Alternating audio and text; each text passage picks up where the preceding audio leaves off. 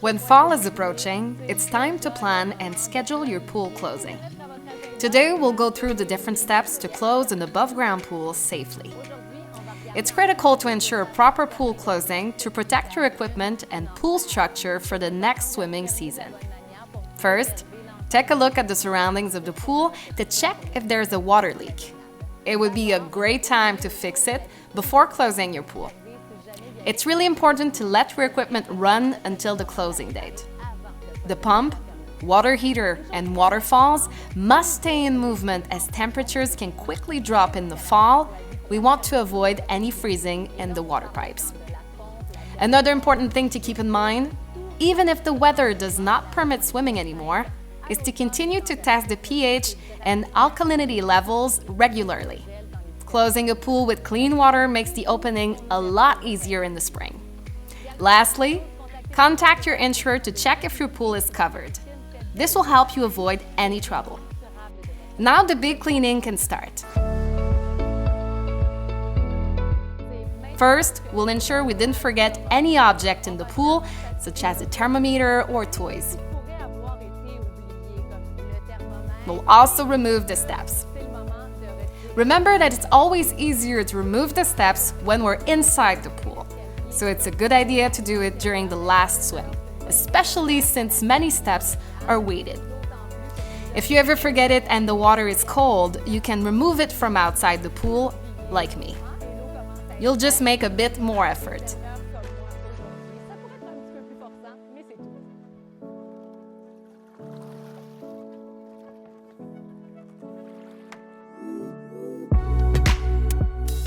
Before the winter, it's important to thoroughly clean your filter system.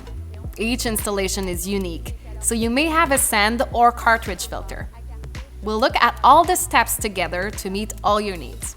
In both cases, we'll use the same cleaning product, which is the filter cleaner. However, if you have a sand filter, it's important to plan this step the day before your pool closing, as an 8-hour soaking is required. We'll start with the sand filter. We need to empty the bottle into the skimmer, as the cleaning product must go to the filter and not back into the pool. Now we'll close the bottom drain access. To do so, we'll turn the handle under the skimmer. We can empty the product and turn on the pump. Only a few seconds will be enough to allow the product to travel from the skimmer to the air filter. You can monitor through the lid of the pump. When the pink has disappeared, turn off the pump and let it sit for 8 hours. When we are ready to evacuate the cleaning product, we'll turn the filter handle into the backwash position and start the pump. We'll monitor through the side glass. When the pink is gone and the water is clear, the filter is clean and the sand is ready for next season. To clean your cartridge filter system, the steps are slightly different. Actually, what we want to do is to remove the cartridge from the filter and let it soak while we're closing the pool. It can be done before, at the same time, or even after, but the sooner will be the better. We want to avoid the dirt drying on the cartridge, so when it's wet, the results are better. To remove the cartridge, we have to open the filter. So we'll start by limiting its water access. If we envision the logical path, the water goes from the pool to the motor, then to the filter. So if we simply cut off the pump's water inlet directly at the skimmer, half the job is done. To do this, unscrew the inside of the handle slightly below the skimmer, and by lifting the handle, you can turn it to the closed position for the motor access. Now, for the second access, where the water goes back to the water returns, simply turn the valve and put it in a perpendicular position to the pipe. This way, it will be closed. Now we must drain our filter because it's full of water. To do so, we'll open the drain plug and also the valve at the top of the filter. Once empty, it will be easier to unscrew the lock ring and open the filter to remove the cartridge. Now we'll soak it in a recipient big enough to submerge it completely. The soaking time is a minimum of 6 hours.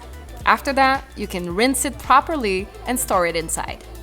It will be ready to be used again next spring. We're now ready to close the pool, but we can't start anything before we lower the water level. So we'll start with that. If you don't have a bottom drain to lower the water level, you can use a vacuum. Usually, we'll use the garden hose and connect it to the vacuum head, always using the rotating nozzle for the vacuum head. Place it at the bottom of the pool while the other end is placed in the skimmer. We won't use the skimmer plate. We'll put the tip directly in the plumbing. To do so, you'll need to remove the skimmer basket first.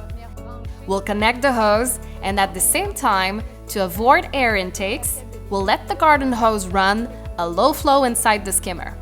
This way, the water will be sucked by the vacuum and redirected to the filter system, and from there, we can send it to the street. If your pool has a bottom drain, use it to lower the water level. So that the water flows through the bottom drain, we'll simply close the skimmer and leave only this position open. To avoid air intakes, we'll place the garden hose running a low flow directly inside the skimmer. Then, before starting the motor that will allow the water to go to the filter system, we'll ensure with a sand filter to put the handle in the waste position. When the door is opened, the water will be directly sent to the street with the backwash hose. With the cartridge filter, the water will flow from the bottom drain directly to the pump. Instead of allowing it to flow to the filter, we'll close the access using the handle. The water will be sent to the street with the backwash hose. We always aim for efficiency, so while the water level is dropping, we'll take advantage of it to clean the liner. The water line often leaves a ring. It can be removed with a vinyl cleaner designed especially for pool liners and a very soft, non-abrasive pad. Once the water level is 20 inches below the skimmer frame, it's the right time to add some Iverside.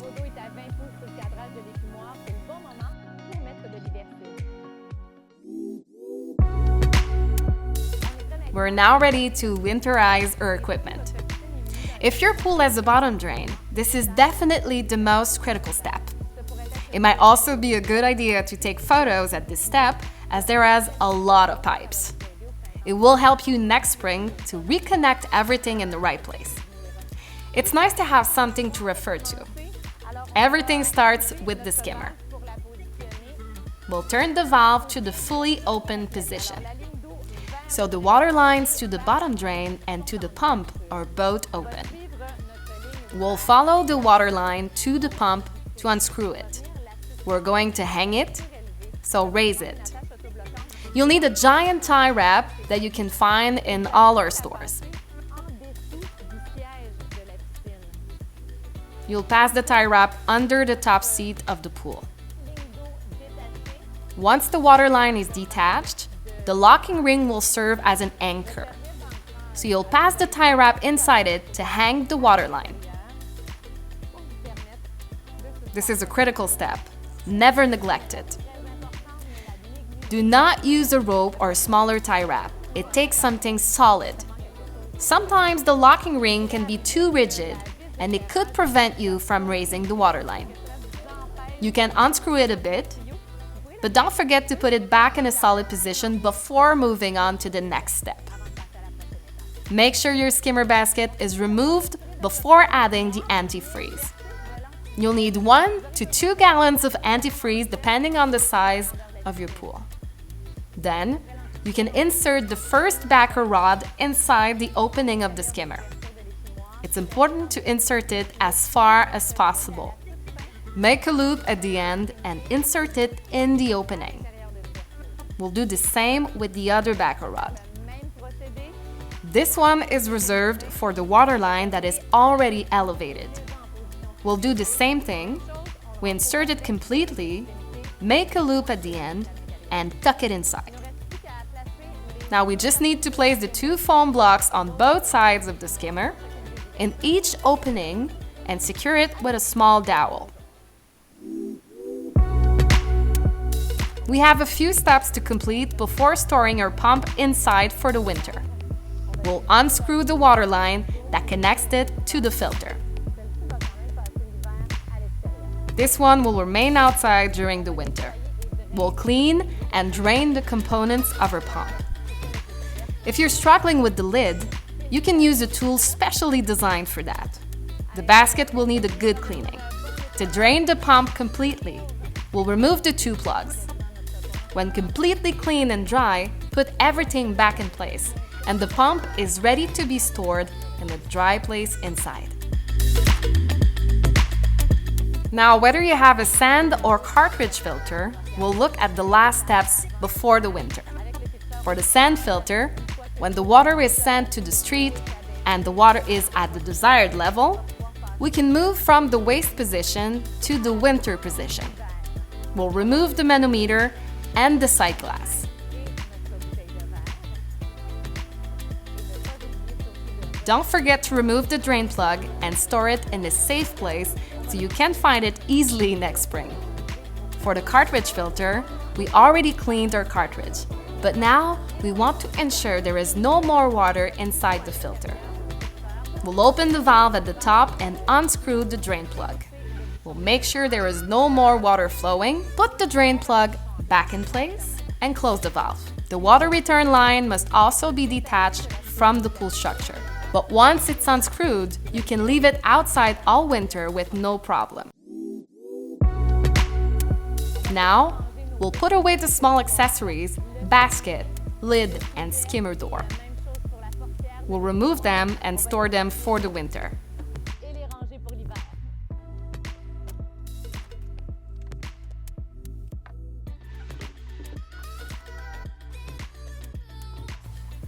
It will also be important to remove the 3 water return parts. For the internal part, you might need an eyeball wrench.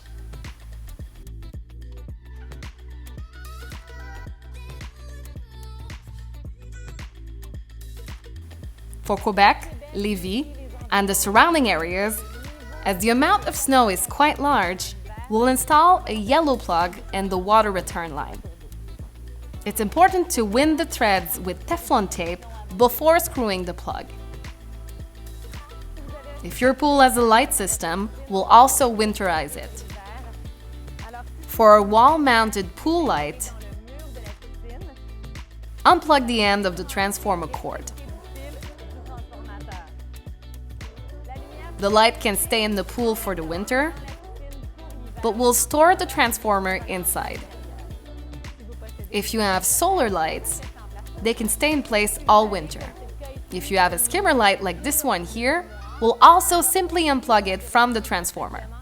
The transformer will be stored inside and we'll unhook the light and store it inside for the winter.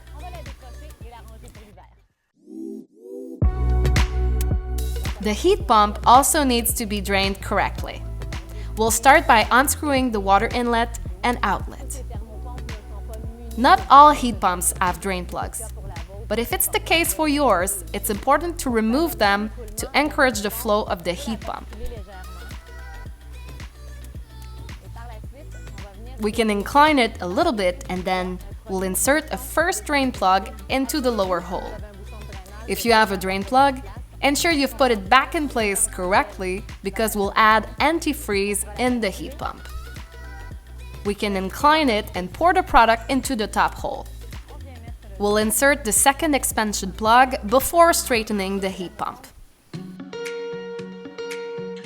If you have a salt system, there are also some manipulations to do before the winter. We'll start with your control box. Put the switch in the off position. We'll unplug the power plug and the cell cable. Close the control box. It can stay outside during the winter. Now for the cell.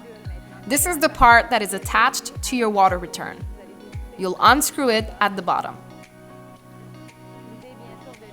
The idea is to detach the cell from the pool plumbing and then install our cell stand. Now, it's time to clean the cell. To screw the cell stand, use the end. If you can't find the electrical cord, it will be easier while you're cleaning the cell. Install yourself on a leveled and protected surface. Protect yourself with gloves and safety goggles as the cleaning solution is corrosive. We'll pour it inside the cell and let stand for 20 to 30 minutes. The product is reusable, so you can pour it back into the bottle. If it's still dirty, you can repeat the process. When the cell is perfectly clean, rinse it gently with a garden hose and store it inside for the winter. If you have an ozonator, you need to protect it for the winter. So we'll simply unscrew the two unions that connect the two pipes. We'll incline the piping on both sides to allow the water to flow. Then we'll unplug the green wire. It can stay outside for the winter with the control box, but if you prefer, you can store it inside with the plumbing. We'll keep it safe inside for the winter, and we must not forget to unplug the power plug. Now let's take a look at the chlorinator. On each side of the chlorinator, there is a pipe that is connected to the pool plumbing. We'll unscrew both and then put the switch in the full position. When opening it, be careful because there could be chemical fumes. If there are still chlorine tablets left inside, it would be important to dispose of them safely. And now, we need to dry it so we can incline it to drain the excess water. When it's perfectly dry and clean, we put the lid on and store it inside for the winter. The closing steps are all done now, but to keep the water clean and clear during the winter, it's important to add chemicals. You'll choose your closing kit depending on if you have a salt or chlorine pool. It's important to read the labels on all the products to use them properly. This is what I suggest you do with all the products we use during the shooting of this video. If you're using a different brand, refer to the labels on the packaging for optimal use. We unscrewed a few joints and saw a few gaskets fall here and there. It will be important to apply a water-based lubricant before storing them for the winter. When you come to our store to get advice on how to buy the different products you'll need, don't hesitate to show us pictures of your equipment. For example, if you need to buy plugs, it will help us to provide you with the right product for your equipment. When it's time to install your winter protection cover, your mesh cover, we'll start by installing the cable around the pool and tighten it with a little resistance using the tightener. To support the cover, we'll install a star-shaped elastic system. At each elastic end, there is a hook. We'll attach them to the cable stretched around the pool. It's nice to do this step with a friend. We'll install the cover on top of the elastic system and then all around the pool. The cable must be stretched too. We'll stop stretching at the right time, which means when we're still able to lift the cover over a joint cover.